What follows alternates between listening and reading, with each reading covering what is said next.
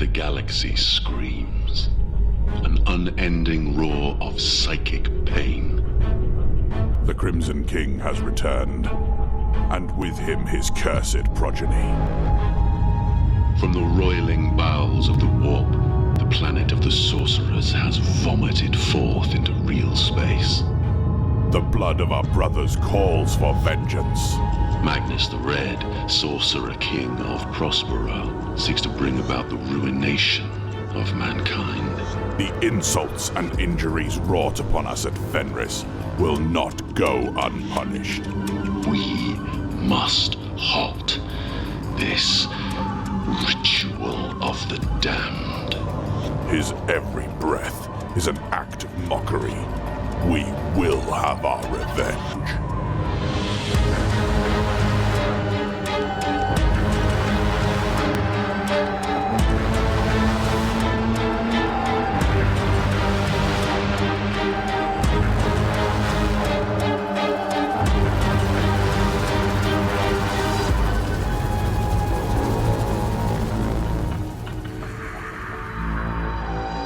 Hello everyone and welcome back to another video. So there we have it. We have the next part, well, the next trailer for the next part of the Psychic Awakening, the Ritual of the Damned. And as you can see in the background, we have the fancy new Dark Angel model, which was rumoured. I put a video out a couple of days ago about this coming because it was mentioned in some of the short stories that got handed to me, and it was more or less bang on, just the way that they were going on about Lazarus, and now they've confirmed Lazarus. So a couple of interesting things from the trailer.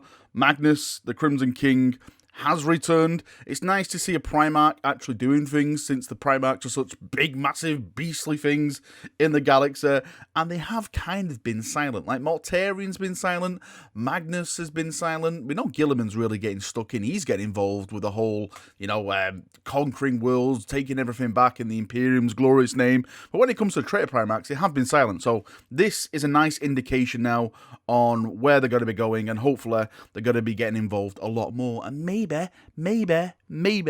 fingers crossed, at the end of this, we may actually get a brand new Primarch returning, Loyalist or Heretic, but that's probably another conversation for another day. Let's swing the conversation back to Lazarus, because that is a very, very nice model. I will be getting that model. I will be converting it to a Black Templar. Robes are very, very rare these days on Primaris, so as soon as I see a robe, I think, oh my god, what can I do? What kind of Templar can I make that guy into? I probably have to modify the helmet a little bit with the wings and everything like that, because, it is very, very Dark Angel, but I think it will make a nice little, maybe a little Primaris Castellan or something for that, for my armor. Actually, the text states, at the head of the Dark Angel's forces is Master Lazarus, former sergeant, now captain of the Dark Angel's 5th Company.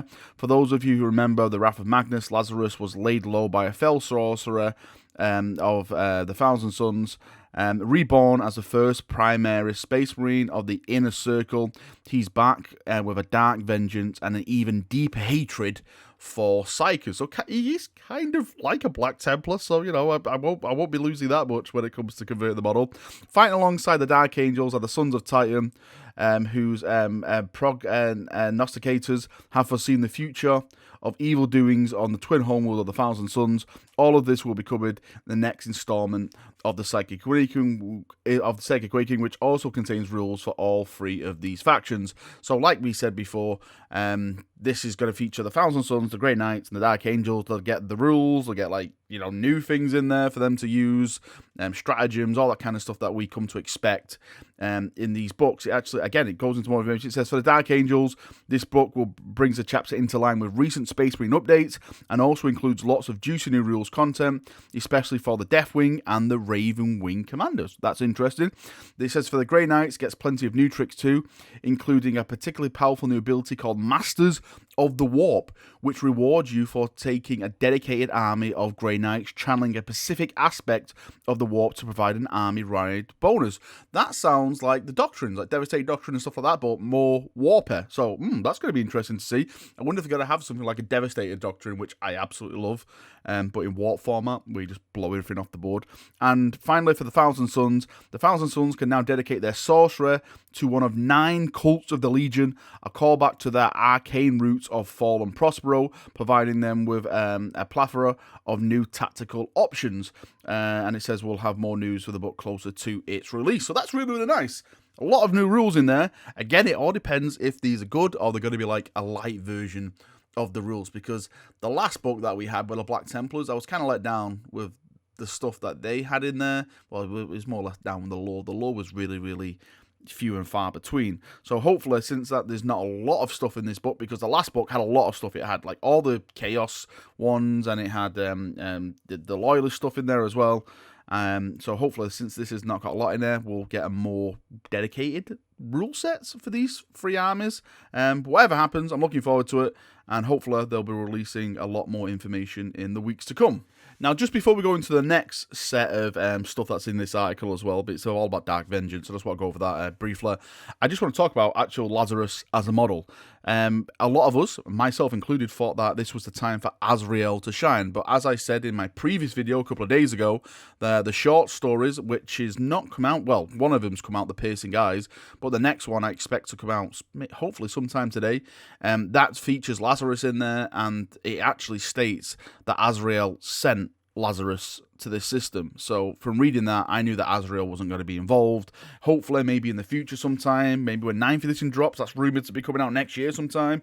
If the Dark Angels start getting a new codex around that time, maybe he could be the model that drops with that. But again, that's just all complete speculation at this time. But I personally like Lazarus. Yes, of course, I wanted Azrael. You know, I'm sure a lot of people wanted Azrael, but I still think it's a belting model.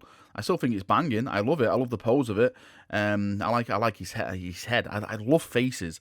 I absolutely love faces on Space Marines. I know, you know, don't take your helmet off, you get shot in the head, but I think it's a really, really cool face, and I like it. Yes, of course, we still want Azrael, but I'm sure he will come in due time. Now, another thing is that they're bringing back Dark Vengeance. For those of you who remember this, I actually bought this box set ages ago. I actually bought it for a chaplain model that was in there, but it's not in this one, as I can see here, which is kind of strange because for me that was one of the main selling points.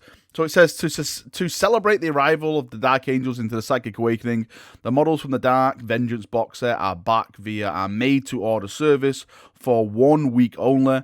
The Armies of Vengeance set is a great starting point for both Dark Angels and Chaos armies, with classic models and iconic heroes available nowhere else. One thing I would say about this is that there is a certain hero in this Dark Vengeance box set which is dead, and that's Balthasar, the guy with the nice little wing helmet that you see. Balthasar died, and Lazarus, the new model, was the one that replaced him as the 5th Company commander.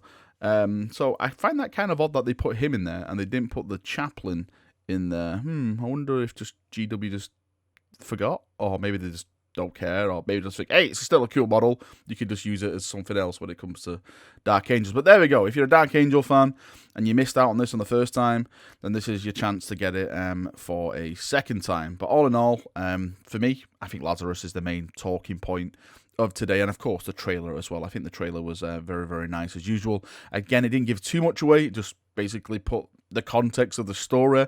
The Grey Knights are here, the Dark Angels are here, Magnus is returning, he's doing some magic, some voodoo on the planet of the Sorcerers, and we must stop him before he starts ruining absolutely everything. Silly, silly Magnus.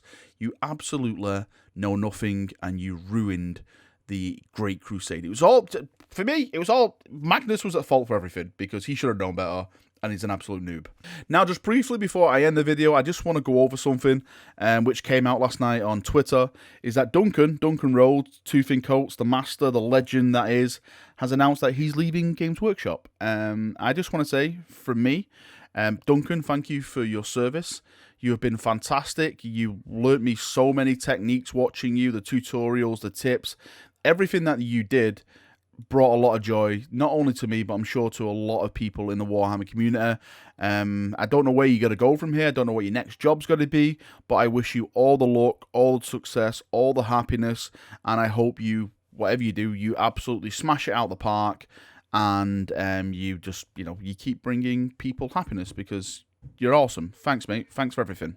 Alright, Chaperonios, that is me done for another video. Thank you for coming, thank you for watching. Of course, I'd like to get your thoughts, feedback, everything on today's news. Do you like Lazarus? Do you prefer Azrael?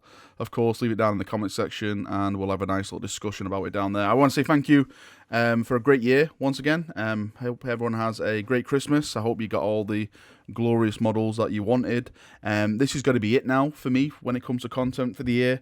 I'm going to leave it here. I'm going to chill, go relax, go eat Christmas dinner with the family, enjoy Christmas with the kids, everything like that. Just have a nice little rest until the year is over. Unless, of course, you know, a Primark comes back and I have to post 6 videos explaining why I'm so excited. But until then, thank you for coming, thank you for watching, thank you for all the awesomeness throughout the year. Love you all, and I hope you had a great time. See you now, and bye-bye.